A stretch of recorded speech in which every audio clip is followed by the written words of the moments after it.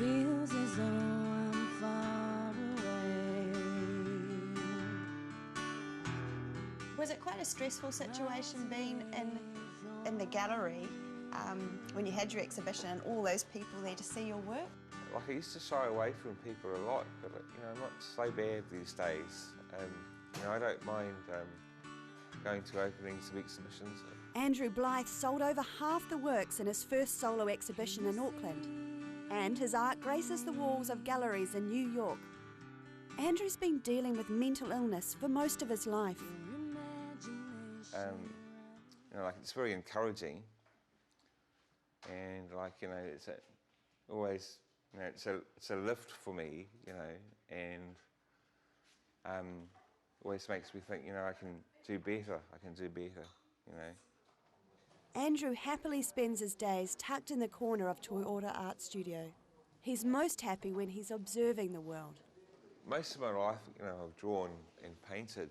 I used to sit outside on the Queen Street, and I used to draw there with black felt tip pens on recycled paper. Andrew's constant and extreme anxiety causes physical pain. He can't always tell what's real and what's not. Covenants on tablets, written upon stone, shallow time, where fake fathers face their judgment, where lies lie back their Alzheimer ashes. He works hard to overcome what he calls his ogres and tanifas. Simplistic whack flow.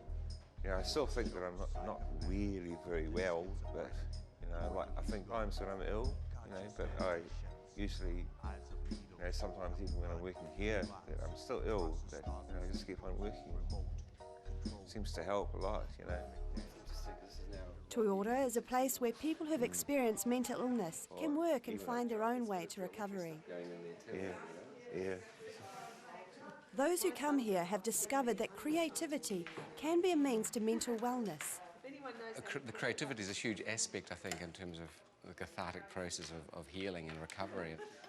We all have levels of wellness and unwellness, and it's about how we are accepted as a huge thing. Like with the Like Minds campaign, it's about that acceptance, and being able to be part of your community is really important. Tell me about how being creative has kept you well.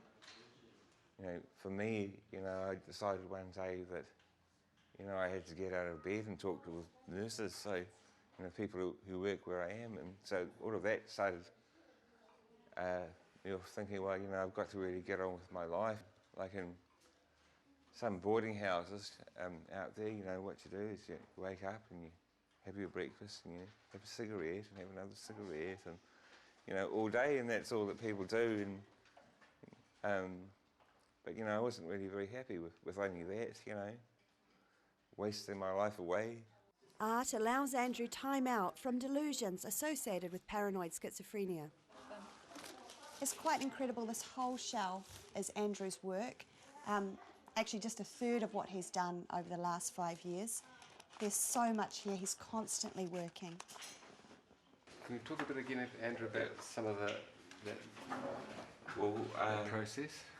It's funny, it's sort of always trying to improve them and, to work on perfection, but, it's that sense of, like the naive or primitive comes out in them, which is, I find it to be quite effective, with some of them, the whole thing sort of divides and multiplies, and so. Yeah, his work has evolved, is constantly evolving. He's very critical himself, which is often the way with artists, I guess. He's always trying something new or trying to perfect something or reduce things. He's some people could see him as being quite sort of minimal in some ways, but there's obviously this huge journey going on in his work. What I'm really doing though is I'm just trying to work with tones, work with all the tones between, black and white, Stuart Shepherd, who's been promoting outsider art at the New York Art Fair over the last years, has commented once, so I'd love to take students up to Toyota to show them how Andrew sort of approaches his work. Reflections on life and friendship. There are many people who care, but then again, there are those that don't care a jot.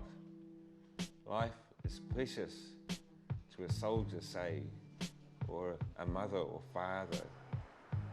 Tragedy is not unusual. There is very little love on a motorway. I love to go for long walks, and I do often after Toyora. I walk along K Road and along Simon Street, and take the long way home to get back to the place where I stay, and so I always enjoy it, and try crossing between the lines of cars in the evenings, through rain, bright yellow lights, the cool. Sometimes there are people who have many friends, though such a thing is possibly to do with knowing how to be a good friend. To be in love or to walk alone along the beach on a Sunday afternoon, the cool dark shadows of the city denying sunlight, signalling a cold winter.